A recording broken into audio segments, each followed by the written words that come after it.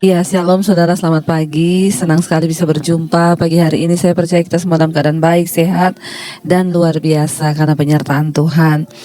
Baik, kita akan baca firman Tuhan hari ini. Saya percaya, ya, dan kita semua percaya firman Tuhan akan menjadi kekuatan bagi kita untuk terus berjalan di dalam jalan-jalan kebenarannya Tuhan. Hari ini firman Tuhan terambil dari Ibrani. Kitab Ibrani pasal yang kelima, saudara, ya, Ibrani pasal 5 dan juga ayat yang ke-6, ya. Ibrani pasal 13 ayat 5 dan ayat yang ke-6. Ibrani 13 ayat yang kelima, janganlah kamu menjadi hamba uang dan cukupkanlah dirimu dengan apa yang ada padamu. Karena, ya, Allah telah berfirman, aku sekali-kali tidak akan membiarkan engkau dan aku sekali-kali tidak akan meninggalkan engkau. Ayat yang ke-6, sebab itu dengan yakin kita dapat berkata, Tuhan adalah penolongku, aku tidak akan takut, apakah yang dapat dilakukan manusia terhadap aku? Ibrani pasal yang ke-13 ayat yang ke-5, firman Tuhan di sana dikatakan,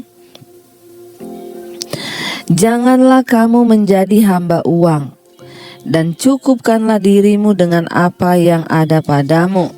Karena Allah telah berfirman, aku sekali-kali tidak akan membiarkan engkau dan aku sekali-kali tidak akan meninggalkan engkau.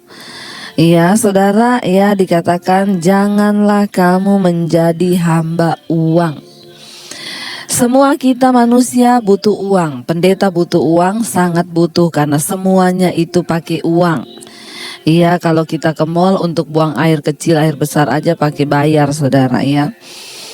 Ayat ini berkata, tapi janganlah kamu menjadi hamba uang. Kita memang butuh uang, tapi berbeda dengan kita menjadi hamba uang.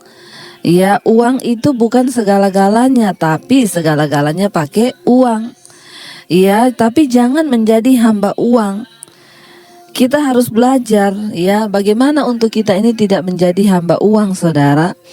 Ya, karena beda, saudara, kita ini hidup butuh uang dengan kita hidup untuk uang. Kita hidup memang butuh uang, tapi jangan hidup untuk uang, ya. Sehingga karena orang menjadi hamba uang, dia rela mengorbankan keluarganya, dia rela mengorbankan apa saja hanya demi uang. Bahkan ada banyak orang-orang yang menyiksa dirinya karena uang. Pokoknya kalau saya sudah dapat uang, tidak boleh keluar-keluar lagi nih uang dalam nama Tuhan Yesus. Sehingga banyak orang untuk dirinya sendiri aja dia pelit. Ya, apalagi untuk orang lain, ya, udah pasti nggak bakalan keluar uangnya. Ya, orang itu firman Tuhan bilang jangan menjadi hamba uang. Bagaimana kita bisa belajar untuk tidak menjadi hamba uang? Yang pertama adalah mari, saudara, kita memiliki rasa puas. Di sini dikatakan, ya, cukupkanlah dirimu dengan apa yang ada padamu. Untuk kita bisa belajar tidak menjadi hamba uang, yang pertama mari kita cukupkan diri dengan apa yang ada. Seringkali orang itu hidupnya terbawa dalam masalah, persoalan, pergumulan. Kenapa? Karena dia tidak bisa mencukupkan dirinya dengan apa yang ada. Dia selalu melihat hidup orang lain sehingga dia membandingkan dirinya dengan orang lain dan dia ingin jadi sama seperti orang lain. Ya, kalau orang lain beli motor, saya juga harus bisa beli motor. Orang lain beli mobil, saya juga bisa beli mobil. Padahal gajinya pas-pasan. Sehingga dia beli mobil, akhirnya hidupnya jatuh dalam kekurangan, pinjam sana pinjam sini, akhirnya utang. Saya percaya Tuhan itu sudah memberikan pada kita takaran berkat. Ketika kita mencukupkan diri dengan berkat yang ada, pasti cukup. Ya, karena harus bisa bedakan mana antara kebutuhan dan mana keinginan. Kalau kita mengikuti keinginan diri kita, ya tidak akan pernah cukup. Tapi kalau kita mengikuti kebutuhan hidup, ya pasti cukup. Ya, bagaimana caranya kita ini tidak menjadi hamba uang? Cukupkanlah dirimu dengan apa yang ada padamu.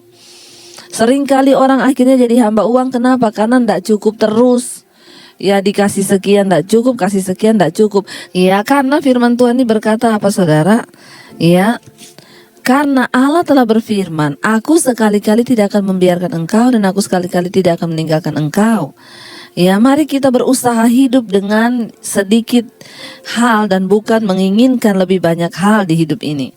Ya, berilah dari kelimpahan Anda dan bukan mengumpulkan lebih banyak. Nikmatilah apa yang Anda miliki dan bukan marah karena apa yang tidak dapat Anda punyai. Orang yang tidak bisa bersyukur dan mencukupkan diri itu, dia marah dengan apa yang dia punya dan dia lupa mensyukuri apa yang dia miliki. Ya, mari jangan pernah marah dengan apa yang kau miliki, tetapi belajarlah bersyukur dengan apa yang kau miliki. Itu tanda orang yang bersyukur dan menikmati nikmat Tuhan dan mencukupkan diri dengan apa yang ada pada dirinya. Kita menjadi puas ketika menyadari bahwa Tuhan sudah mencukupkan kebutuhan hidup kita. Ya, orang percaya yang materialistis mengatakan bahwa melalui tindakan mereka Allah tidak sanggup memelihara mereka, atau setidaknya ya Tuhan tidak mau memperhatikan mereka seperti yang mereka inginkan. Mengapa seringkali kita merasa Tuhan tidak mencukupi? Mengapa seringkali kita merasa Tuhan tidak memelihara kita? Karena kita memaksa Tuhan mengikuti apa yang kita ingini. Bukan kita memaksa diri untuk mensyukuri apa yang Tuhan beri. Ini adalah dua hal yang berbeda. Kalau kita memaksa diri untuk mensyukuri apa yang Tuhan beri, kita pasti tidak akan kekurangan. Tapi kalau kita memaksa Tuhan untuk mencukupi apa yang kita ingini, nah itu yang bahaya. Jangan memaksa Tuhan untuk mencukupi apa yang kita mau, tapi paksalah dirimu untuk mensyukuri apa yang Tuhan beri. Ya, ini adalah dua hal yang berbeda, saudara. Ya, kita akan melihat bahwa Tuhan itu sungguh-sungguh memelihara ketika kita bisa bersyukur. Rasa tidak aman bisa menimbulkan sifat cinta uang, saudara. Ya, entah kita kaya atau miskin. Orang yang merasa tidak aman dengan apa yang dia miliki, ya tidak aman dengan apa yang dia punyai, maka itu akan menimbulkan satu rasa yang tidak cukup, sehingga dia akan terus mencari dan dia menjadi hamba uang. Walaupun dia sudah kaya, dia akan tetap merasa tidak aman. Makanya kita melihat ada orang-orang yang memiliki uang dan kekayaan yang banyak, tapi mereka miskin dalam hal mental. Ya, kenapa? Karena mereka tidak berani memberi. Karena sikap hatinya itu dia merasa tidak aman dengan yang dia punya. Jadi ini bicara bukan soal kaya atau miskin. Orang-orang seperti ini sekalipun sudah diberkati Tuhan berlimpah, dia tetap akan merasa tidak aman. Ya, sebaliknya ketika kita merasa diri cukup, maka sekalipun kita miskin, kita bisa belajar memberi.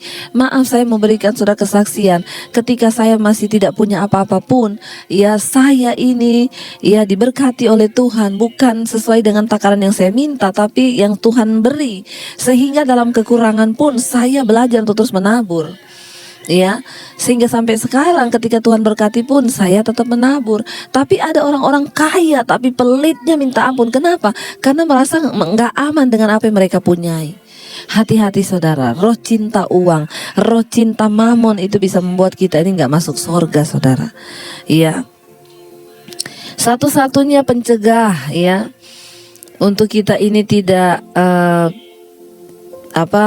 menjadi orang cinta uang adalah dengan belajar mempercayakan kepada Allah untuk memenuhi semua kebutuhan hidup kita, bukan apa yang kita inginkan, tapi apa yang Tuhan berikan.